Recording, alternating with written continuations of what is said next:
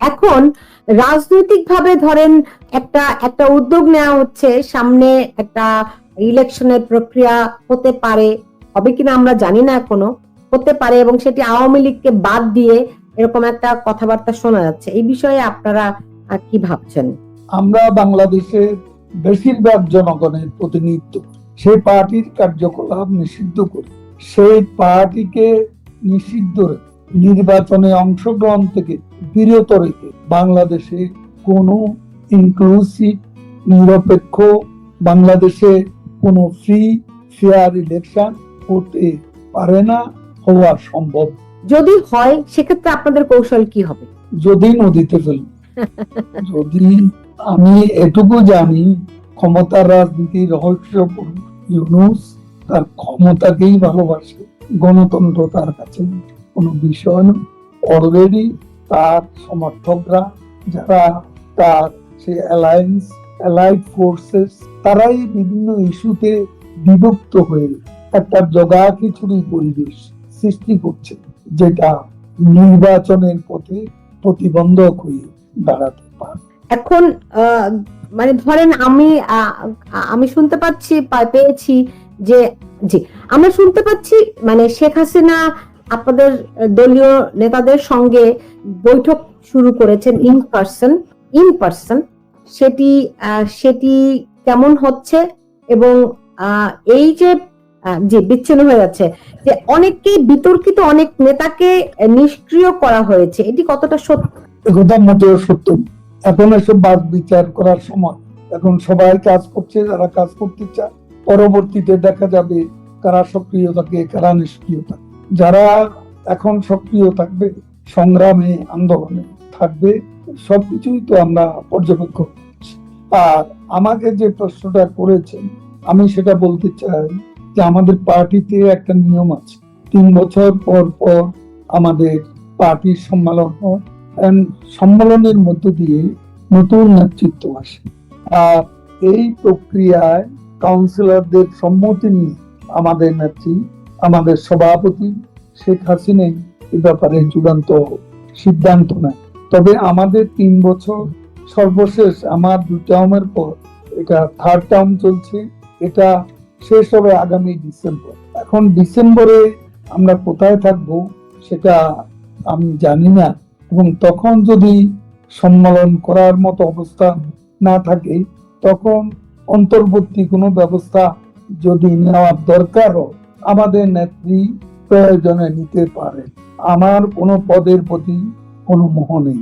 3 বার আওয়ামী লীগের সাধারণ সম্পাদক, স্বাধীনতার পর এটা কারো ভাগ্যে জুটে। আমি সর্বমোট 18 বছর মন্ত্রী ছিলাম, আওয়ামী লীগ করে এই সৌভাগ্য কারো জুটেছে এমন তো আমার মনে পড়ে না। এরপর কোনো পদের প্রতি আমার কোনো আকাঙ্ক্ষা, আমি এখন দিতে চাই। আমার পাওয়ার সব শূন্যতাই পূরণ হই, আমার কোনো কিছু পাওয়ার চাওয়ার নেই। আমি বঙ্গবন্ধু কন্যা স্বদেশ প্রত্যাবর্তন, সম্মানজনক স্বদেশ প্রত্যাবর্তনের লক্ষ্যে আজকে জঙ্গিবাদী সরকারের অবসানে আমার যা যা দায়িত্ব, এই মুহূর্তে নেত্রীর নির্দেশ মতো আমি কাজ করে যাচ্ছি। যখন আমার প্রয়োজন ফুরিয়ে যাবে, তখন আমি সরে যাব। আমার এখানে কোনো অহংবোধ নেই, পদ আঁকড়ে রাখার সামান্যতম বাসনাও নেই। আপনার কি মনে হয় আপনার দলের অন্য যারা নেতৃবৃন্দ আছে তাদেরও একই রকম মনোভাব? সেটা আমি জানি না কার কি মনোভাব, তবে দৃশ্যত তো আমরা সবাই শেখ হাসিনার নেতৃত্বে একসঙ্গে কাজ।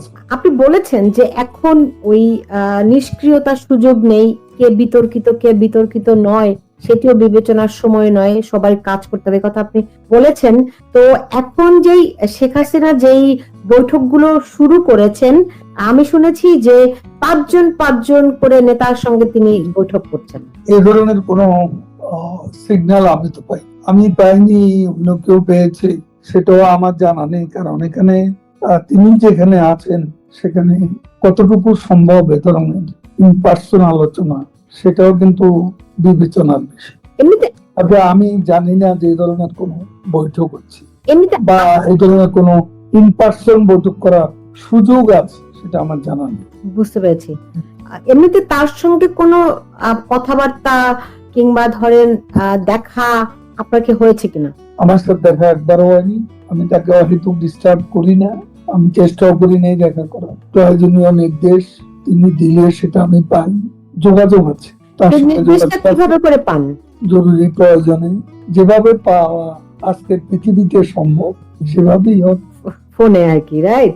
এই তথ্য প্রযুক্তির যুগে আপনি এই প্রশ্ন করছেন। না, তারপরও আপনি জানেন যে প্রধান বিএনপির তো লক্ষ্য হচ্ছে অনতিবিলম্বে একটা নির্বাচন। আর এক ব্যাপারে তাদের মধ্যে গভীর ঐকমত্য আছে, সেটা হলো কোনো অবস্থাতে আওয়ামী লীগকে কোনো সুযোগ না। উপদেষ্টা ডক্টর মোহাম্মদ ইউনূস তিনি প্লেনে উড়ে গিয়ে লন্ডনে গিয়ে তারেক রহমানের সঙ্গে বৈঠক করেছেন, নিশ্চয়ই তারও কিছু মজেদা তো আছে নাকি? সেটা বৈঠক তো বিএনপির তো লক্ষ্য হচ্ছে অনতিবিলম্বে একটা নির্বাচন। আর এক ব্যাপারে তাদের মধ্যে গভীর ঐকমত্য আছে, সেটা হলো কোনো অবস্থাতে আওয়ামী লীগকে কোনো সুযোগ। ওবায়দুল কাদেরের আওয়ামী লীগ ছাড়া দেশে নির্বাচন হবে না তেই বক্তব্য কেবল অহংকারের বহিঃপ্রকাশ নয়, এটি গণতন্ত্রের মৌলিক চেতনাকেও চ্যালেঞ্জ করে। ১. গণতন্ত্রে একক আধিপত্যের চিন্তা স্বৈরতান্ত্রিক মানসিকতার পরিচয়। যে কোনো গণতান্ত্রিক দেশে নির্বাচন হবে না জাতীয় বক্তব্য সরাসরি গণইচ্ছার বিরুদ্ধে অবস্থান নেওয়ার সমান। এটি জনগণের স্বাধীন ভোটাধিকারের প্রতি চরম অবজ্ঞা। ২. এই বক্তব্য কিভাবে গণতান্ত্রিক প্রক্রিয়াকে হুমকির মুখে ফেলে। যদি একটি দল ছাড়া নির্বাচনই না হয় তাহলে নির্বাচন কি জনগণের ইচ্ছার প্রতিফলন নাকি নির্ধারিত নাটক? এই বক্তব্যে দেশের নির্বাচন ব্যবস্থাকে একদলীয় প্রহসনে পরিণত করার ইঙ্গিত স্পষ্ট। ৩. রাজনৈতিক প্রতিযোগিতা নয়, দখল ও নিয়ন্ত্রণের বার্তা।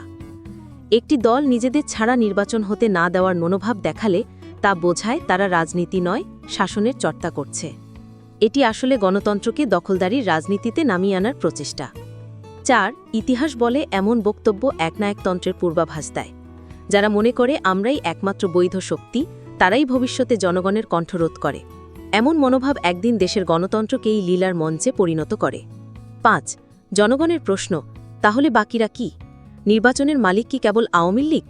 জনগণের ভূমিকা কোথায়? সংবিধান কি কেবল একটি দলের ইচ্ছা অনুযায়ী? গণতন্ত্র মানে অংশগ্রহণ, বৈচিত্র্য, বিতর্ক ও বিকল্প।